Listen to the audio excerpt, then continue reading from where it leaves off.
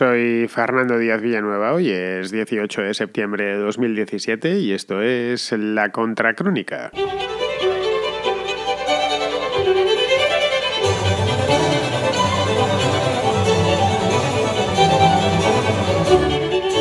Hace un año, a menos de 2 meses de las elecciones norteamericanas, pues no se hablaba de otra cosa, ya os podéis imaginar el qué.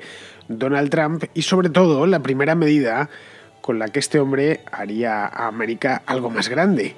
Es decir, se inauguraría, digamos, como presidente, sería la primera medida, la más importante y la primera que aplicaría.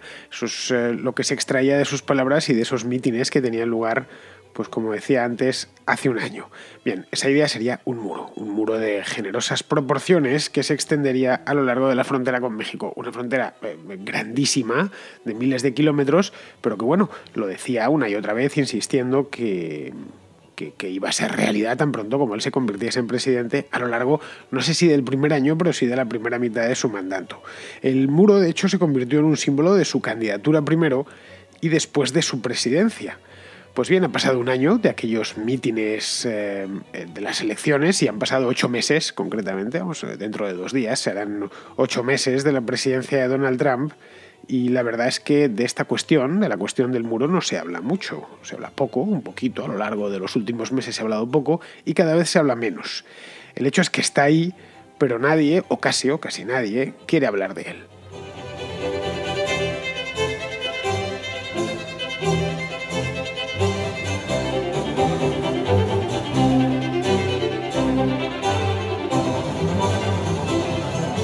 Lo malo de presentarse a unas elecciones que piensas que no vas a ganar, pero que luego resulta que ganas, porque esto de que Trump iba a ganar las elecciones es algo que él empezó a ver a partir del verano, cuando ya le hicieron candidato oficial del verano de 2016, estoy hablando, le hicieron candidato oficial, le nominaron como candidato del Partido Republicano, pero si vamos antes, es decir, si nos vamos a la primavera de 2016, realmente ninguno nos lo creíamos y seguramente él tampoco, no lo veía del todo factible. Es decir, era una cosa que había echado ahí, una moneda que había tirado al aire, no sabía si iba a salir. Es decir, cuando empezó a prometer esto del muro y hacer otro tipo de promesas, algunas descabelladas, el tema es que no tenía muy claro que al final, pues iban a ser irrealizables, iban a ser muy difíciles de llevar a cabo. La candidatura de Trump tenía un componente de experimento que, bien, la parte de candidatura, la parte electoral, la parte de campaña, pues no está mal, pero una vez has sido elegido, las cosas se tuercen bastante. Y eso es lo que ha pasado claramente con Donald Trump y con su muro. Es decir, no es el primer presidente que le sucede algo así, en la época de la campaña se ponía a prometer como un loco, no ya el presidente de Estados Unidos, sino el presidente de cualquier país, ¿no? Que se ponen a prometer como locos porque quieren llegar al poder como sea, y luego cuando llegan pues se dan cuenta que no era posible o que la mayor parte de esas promesas no eran factibles. En el caso este del muro, el problema de Trump es que se puso a prometerlo para contentar a una parte de la audiencia, no a toda, por supuesto, pero sí a una parte de la audiencia, y ni siquiera había mirado el mapa, no se había dado cuenta de lo realmente larga que es la frontera entre Estados Unidos y México. Y no ya larga porque tenga muchos miles de kilómetros, que los tiene. Os los voy a comentar ahora porque ya lo comentaba el año pasado, pero os voy a repetir los datos para que nos hagamos entre todos una idea. Sino que además atraviesa lugares realmente remotos. Esto se puede ver en algunas películas. Sicario, por ejemplo, es de hace muy poquito. Es una película de hace un par de años que tiene lugar toda la trama tiene lugar en la frontera, en concreto en El Paso y en Arizona. Bueno, pues uno se da cuenta que es eso, es un desierto deshabitado, por supuesto, lleno de peligros y donde, bueno, pues apenas vive gente, pero que hay amenazas por todas partes. Es decir, desde las amenazas naturales, serpientes de cascabel y demás, hasta coyotes, traficantes de droga. Es decir, que no es un lugar fácil. No es la frontera entre los Estados Unidos y Canadá, que no deja de ser en ciertas zonas, especialmente en la costa este, un área muy poblada, llena de ciudades. No hay grandes amenazas en la zona de los Grandes Lagos, todo lo contrario, se podría decir que es un área integrada completamente. Bien, esto no sucede entre Estados Unidos y México, es decir, hay 3.200 kilómetros de frontera. Diréis, bueno, pero eso es mucho poco, es una barbaridad. Es la distancia que hay en línea recta entre Madrid y Moscú. Es decir, Si tiramos un avión, por ejemplo, que más o menos vuela en línea recta, no exactamente, pero se puede aproximar, pues es el equivalente a lo que hay desde el Golfo de México hasta la Baja California. 3.200 kilómetros. O, para que me entendáis los que estáis en el cono sur, es la distancia que hay de Buenos Aires a Ushuaia, que está en Tierra de Fuego. Insisto, en línea recta, es decir, prácticamente Argentina de norte a sur. Bueno, como veis, en fin, algo completamente disparatado, pero es que el desvarío no se quedaba aquí. Y bueno, se le ocurrió, se le pasó por la cabeza y lo dijo, que iba a hacer este muro. Es caro, pero Estados Unidos, a fin de cuentas, tiene dinero. Caray, cosas más difíciles se han hecho, como, no sé, enviar un hombre a la luna, por ejemplo. Es bastante más difícil y bastante más caro que hacer un muro en la frontera entre Estados Unidos y México. Es decir, si una buena parte del... Si hay dinero, una palabra, si una parte del presupuesto la asignas a eso y hay voluntad política de hacer un muro de 3.200 kilómetros, pues se termina haciendo, caiga quien caiga, y de poner una torre de vigilancia cada kilómetro. Eso era básicamente el telón de acero que iba desde el mar Báltico hasta el Mediterráneo. Cubría Europa de norte a sur y en esencia era eso, un telón de acero mucho más complejo, porque iba más allá del muro. Tenían distintas verjas con un área entre medias que era una especie de tierra de nadie, por donde solo pasaba el ejército y la policía, torres de vigilancia. En concreto, en la frontera que había entre las dos Alemanias han conservado algún trocito que se puede visitar y se puede ver y llama la atención realmente de la fortaleza. Es decir, que hacerse se puede hacer. Pero en este caso el disparate iba más lejos, porque Trump aseguraba que el muro fronterizo lo iba a pagar México. Sí, tal cual, como lo oís. Es decir, esto no solo lo vamos a hacer, sino que lo van a pagar nuestros vecinos. Eso, claro, en los mítines sonaba muy bien. Y sus seguidores pues se rompían las manos aplaudiendo y la garganta gritando hurras. Decían, por fin llega un político, o algo que se parece a un político, porque en aquel entonces no lo era, y eso era parte de su encanto, que dice lo que muchos de nosotros pensamos, que por fin alguien se decida a poner un muro ahí abajo, porque es lo primero que te viene a la cabeza, ¿no? Pues si no dejan de entrar, si por el sur no nos vienen más que problemas, pues hagamos un muro. Claro que una cosa es una conversación entre amigos y otra distinta es llevárselo a unas elecciones y, por supuesto, hacerlo como presidente. Es decir, el problema era ya mayúsculo, porque había convencido a gente de esa idea. Bueno, gente que mucha ya estaba convencida. Claro, por poder hacerse también se podía hacer. Ya os lo comentaba en su momento. Si no, evidentemente no te va a hacer una transferencia la República de México para que pagues el muro, que por otro lado era carísimo, pero sí puedes cobrárselo a los mexicanos de manera indirecta. Puedes aplicar una tasa a los visados, por ejemplo, o eso directamente, o detrayéndoselo a los ciudadanos mexicanos en Estados Unidos, detrayéndoselo de sus impuestos. Bueno, usted, como es mexicano, y esto lo tienen que pagar los mexicanos, a partir de la parte de los impuestos ordinarios va a tener que pagar una tasa especial, vamos a llamarlo la wall tax, una cosa así. Sería una idea. Es decir, ya puestos a hacer disparates, pues era uno más. Es decir, las dos cosas eran factibles, posibles, vamos. Se podía hacer ese muro y se podía pagar, incluso cargárselo sobre los mexicanos. Pero de nuevo, en este caso, el papel lo aguanta todo, porque si era por la vía de los visados, harían falta muchos. El coste del muro en cuestión se estimó en $21.000 millones. No hace falta poner muchos sellos para sacar $21.000 millones. Y luego, para lo segundo, es decir, lo de crear un impuesto especial, pues no sé, yo creo que eso vulneraría alguna ley, porque el gobierno no puede colocarte un impuesto por el mero hecho de ser mexicano. ¿Y esto en virtud de de qué tengo yo que pagar esto? No, porque usted es mexicano, oiga, pero es que yo dejé México hace 25 años. No tengo nada que... Y aun con todas no habría manera de justificarlo. Esto le ocasionaría problemas irresolubles, por lo demás, con su vecino del sur y dentro de casa con prácticamente todo el mundo. ¿Y por qué? Eso sería un impuesto, más podría bautizarse de xenófobo, ¿no? Porque solo afecta a un tipo de extranjeros. Luego, ¿solo a los mexicanos o habría también que poner el impuesto a los hondureños o a los guatemaltecos o a los salvadoreños o a cualquiera que quiera entrar en el país para poder pagar ese muro. Luego no solo lo pagaría a los mexicanos, se lo pagaría más gente.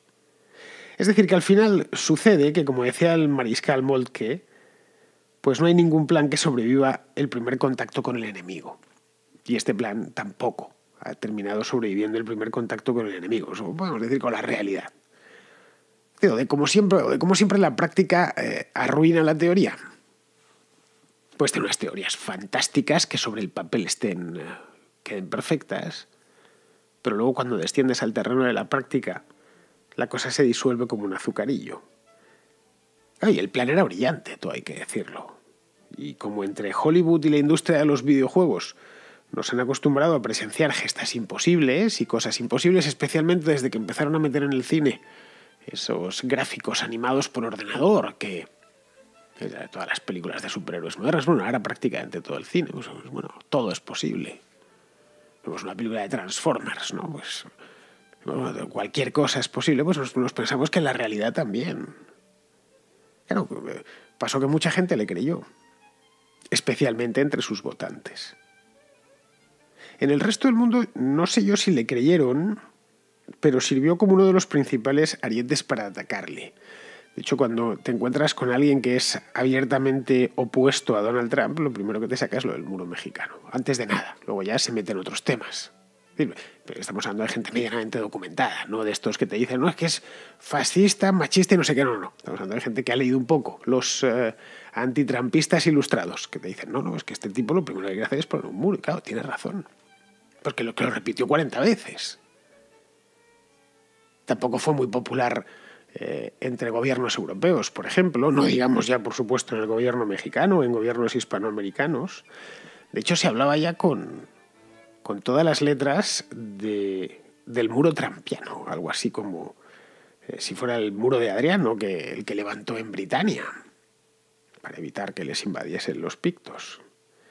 En definitiva, aquí iba a ser un muro alto, fuerte, impenetrable, una especie de réplica de la muralla de Ávila, pero traída al siglo XXI.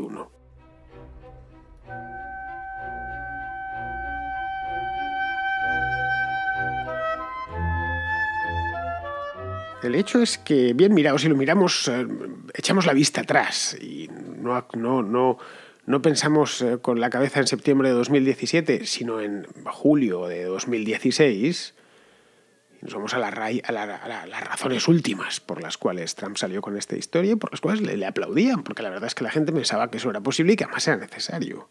Al principio era, tenemos un problema serio, y lo tienen, y es que nos entran... tenemos un problema de inmigración ilegal considerable y asumes en principio que toda te viene del sur y todos son mexicanos o entran todos por México.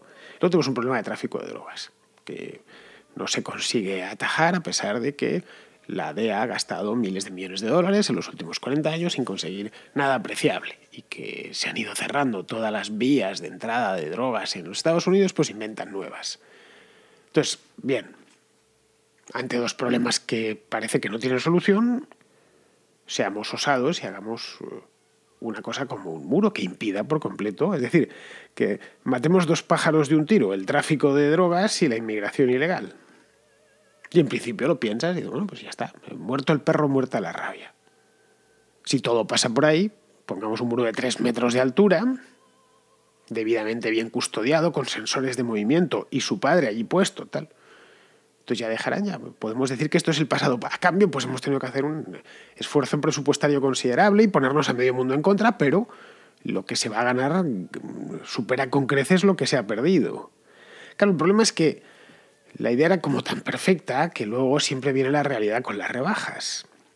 Y la primera jarra de agua helada de realidad, quiero decir, pues se la administró Peña Nieto, el presidente de México, cuando le dijo por activa y por pasiva que no iba a soltar ni un peso por aquello, que en fin, que los mexicanos podían ser pobres, pero que no eran idiotas. Que bien que si querían poner un muro a sus vecinos, pues ¿qué iban a hacerle? Entonces, como esta verja que hay que separar a Ceuta y Melilla de Marruecos, evidentemente no mide 3.200 kilómetros, unos pocos kilómetros, y además está bien custodiada y es muy alta. Bueno, y a la vista está que no es impenetrable porque la asaltan cada 2 por 3. Es como si hubiéramos pedido que la pagasen los marroquíes. Nos hubiesen hecho la peineta, normal, claro. La ha tenido que pagar el contribuyente español. Pero, claro, aquello era una empresa factible. Y efectivamente no había otra manera de frenar las entradas en Ceuta y Melilla. Pues no dejan de ser dos pequeñas plazas de soberanía. Y con no sé cuál es la frontera que tiene Ceuta, que tiene Melilla con Marruecos, pero estamos hablando de unas pocas decenas de kilómetros. Claro, no es el caso aquí ni muchísimo menos, y aun con todo lo tuvimos que pagar nosotros, solo faltaba, ¿no? Claro, en este caso Trump se dio muy pronto cuenta que tendría que pagarlo él, o pagarlo el Congreso, mejor dicho, que es el que le autoriza al presidente todos estos gastos. Asignar una serie de partidas presupuestarias para que fuese levantando el muro. Ojo, es un problema de envergadura, porque no es fácil. Los sistemas de pesos y contrapesos en Estados Unidos están muy bien diseñados desde su origen. El presidente puede querer tal cosa que si el Congreso, las cámaras y el Senado también no le dan la vía libre, no le da el dinero, en una palabra, no puede hacerla. Quiere ir a la guerra, pero si el Senado no te deja o el Congreso no te deja, más no te aprueba lo que cuesta la guerra, tampoco puedes ir a la guerra, por mucho que seas el presidente. Bueno, pues después de mucho insistir y dar la tabarra bastante y cabildear mucho tanto en el Congreso como en el Senado, el pasado mes de julio el Congreso pasó una partida de gastos de 1.600 millones de dólares, que es una barbaridad de dinero, todo hay que decirlo. Claro, 1.600 millones de dólares es solo un 7% de lo que se presupuestó en un principio, es decir, de esos 21.000 millones que iba a costar toda la infraestructura. Ya en su momento, a finales de julio, se decía en la prensa norteamericana que bien, ¿vale? Que incluso en la prensa que era más o menos afín, o que es más o menos afín a Donald Trump, que alguna hay, poca, pero alguna hay. Decía, bueno, que es que esto nos da, pero nos da solo para ciertas mejoras a la valla actual y poco más. Bueno, quizá pagar un poquitín mejor a los agentes de la Border Patrol y colocar algunos sensores, quizá ampliar en algún tramo la valla, pero unos pocos kilómetros. Claro, pero es que eso no es exactamente lo que prometió. Él prometió una auténtica fortaleza, convertir a Estados Unidos en una fortaleza, al menos en su frontera sur. De ahí que lleve meses evitando el tema como sea. Y cada vez que se lo sacan, o ya sea él o alguien de su gobierno, pues lo evita o incluso ha llegado a decir y a dejar caer que quizá no haga falta hacer un muro de 3.200 kilómetros, que quizá con la mitad baste. Bueno, incluso unos decíamos que la mitad es suficiente porque la mitad de la frontera, o casi la mitad, es el Río Grande, ¿no? Y el Río Grande ya es una barrera fabulosa. No, a ver, el Río Grande no es el Danubio ni el Yangtze, el Río Grande es un riachuelo. Es un río que pasa, que atraviesa un desierto, que ya viene escaso de fuentes, y es que tampoco se puede decir que llueva mucho en su recorrido. Eso se ve bien en las películas, no es un río que eche para atrás. Luego en la zona del Río Grande también había que poner un muro al otro lado, porque lo cruzan nadando, si es que lo cruzan nadando. Y tampoco te hace falta mucho, un botecito minúsculo. Es decir que si lo que quería era convertir en una fortaleza, tenía que hacer una fortaleza completa. Pero es que aun con todas, aunque hiciese solo la mitad, es decir, 1.600 kilómetros, sería tremendamente costoso. Y no ya por la construcción, que al fin de cuentas no deja de ser un muro. Y un muro, por muy alto que lo hagas, pues no es muy caro de hacer. Bueno, necesitas hormigón, el concreto este que llaman ahí en Estados Unidos, necesitas hormigón, pues hacer torres, la parte electrónica que quizás sea un poquitín más cara, pero es que eso solo es el principio. A partir de ahí hay un montón de problemas legales asociados. Pues, expropiaciones, litigios con las autoridades locales, la infinidad de condados que hacen frontera con México o con los propietarios de los terrenos, etc. El gobierno de Estados Unidos no es ni muchísimo menos el propietario de toda la tierra del país. La tierra está en manos de personas o de empresas. Cuando realmente no hace falta tanto lío para dificultar el tráfico, o el tránsito, mejor dicho, de personas y el tráfico de drogas por la frontera. Es decir, que a poco que uno se meta bien en el debate y lea distintas fuentes o hable con gente que entiende de esto, que bueno, el muro sí, claro, es una posibilidad, pero no necesariamente la mejor. Es decir, digo dificultar, no impedir, porque ni siquiera el muro, el mejor de todos, lo impediría completamente. El muro, por ejemplo, es completamente o totalmente inservible en algunos casos, como los de la expiración de visado. Es decir, los que ya están dentro, los que han entrado con un visado de estos de 90 días o un visado especial que les puedes estar dentro de Estados Unidos de estudios, ¿no?, durante este año académico y luego antes del día 18 de junio te tienes que ir.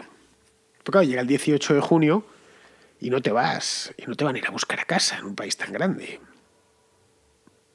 Sí, esta gente entró legalmente, luego échales un galgo. Bien, he ido a mirar cuánto es el porcentaje de gente que está, de los ilegales, de los inmigrantes clandestinos que hay en Estados Unidos y que deben esa condición porque se les ha expirado el visado. Bien, es aproximadamente la mitad. Bien, esto no sirve para nada, el muro, para estos. Ya los tienes dentro. Y más que estarán conforme vayan entrando con su visado en regla y, ya digo, de estudios, un visado de 90 días, turístico, etcétera, debidamente concedido en el país de origen, pero que luego pues deciden quedarse allí. Luego tampoco sirve para los inmigrantes que entran en avión o que vienen de otros lugares como puede ser África o el sudeste asiático. Eso es la parte de las personas, digamos, que era lo que al parecer le preocupaba más a Trump, pero también estaba lo de la droga. Respecto a esto de la droga, en fin, va a pasar con muro, sin él. Lo hará en camiones, en contenedores de barco, en avionetas, camuflada de cualquier manera. El muro, en definitiva, quizá por su apariencia, nos parezca algo impenetrable. Lo tenemos muy metido en nuestra psique, ¿no? Que hacemos un muro y por aquí no pasa nadie. Y ojo, tal vez lo sea si se hace un muro realmente bueno. El telón de acero fue realmente complicado de cruzar para personas y mercancías, incluso para ideas. Pero no deja de haber 1000 maneras de esquivarlo. Pues bien, todo esto es lo que se ha encontrado Trump al llegar a la Casa Blanca después de calentarse la boca durante meses prometiendo. De manera que todo lo que queda esperar, siendo buenos, es que, bueno, pues al muro le pase como a todos los grandes proyectos faraónicos que se conciben sin ser un faraón.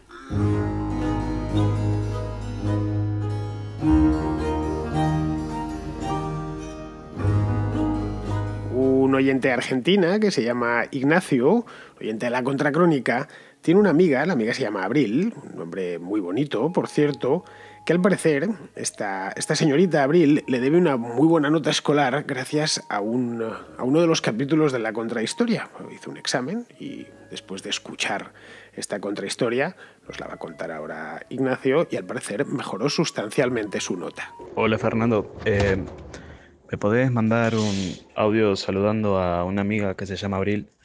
Ella usó uno de tus videos de la Revolución Rusa para estudiar. Bueno, quería que la saludes. Pues ahí va ese saludo, Abril. Cuídate mucho y escucha más contrahistorias, porque aparte de interesantes, son buenas para la salud. Los médicos más ilustres de todo el mundo las recomiendan encarecidamente, y no te estoy exagerando, ni muchísimo menos. Alejandro, que es un prestigioso médico madrileño, las escucha todas. E incluso me pasa un comentario sobre cada una de ellas y estos comentarios los paso aquí por el programa. Aquí tienes el de la penúltima, que es la dedicada a la historia del café. Recuerdo de mi infancia qué felicidad y divertimento cuando mi abuela me dejaba usar su molinillo de café. Recuerdo el placer de abrir de estreno el paquete de café molido envasado al vacío y recuerdo mi satisfacción cuando mi padre me ponía una lágrima de su café en mi tazón de leche. De estudiante pedía con frecuencia cafés que apenas probaba, solo por el gusto de compartirlos en la compañía, ambiente y conversación de mi interés. Ahora escojo la ocasión y el café para disfrutar de todo. El café apenas tiene efectos perniciosos sobre la salud, y los que tiene son reversibles, leves e irrelevantes frente a su abrumadora capacidad para agradar paladares. Es un motor económico y un arquetipo de elemento cultural que penetra en otras culturas con una capacidad de adaptación y de aceptación pasmosas. Su implantación mundial y la inmensa cantidad de formas distintas de consumirlo son la expresión del éxito de sus bondades.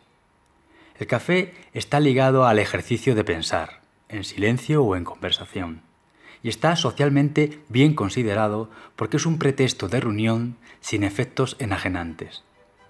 El café ciertamente tardó en hacerse inseparable, pero ahora resulta imprescindible. Es curioso, pero yo también asocio mis primeros recuerdos al olor del café. Mi madre, que era muy cafetera, lo preparaba por las tardes cuando yo volvía del colegio y se sentaba a coser con la taza humeante y la radio puesta. Recuerdo que me quedaba yo en la alfombra pues jugando con los cochecitos y con los clics estos de Playmobil. Recuerdo pues la radio puesta y el café, el olor a café, ese olor a café magnífico de las tardes de invierno en Madrid, ¿no? Son recuerdos que mantengo de una manera tan viva que los percibo como si hubiesen ocurrido antes de ayer.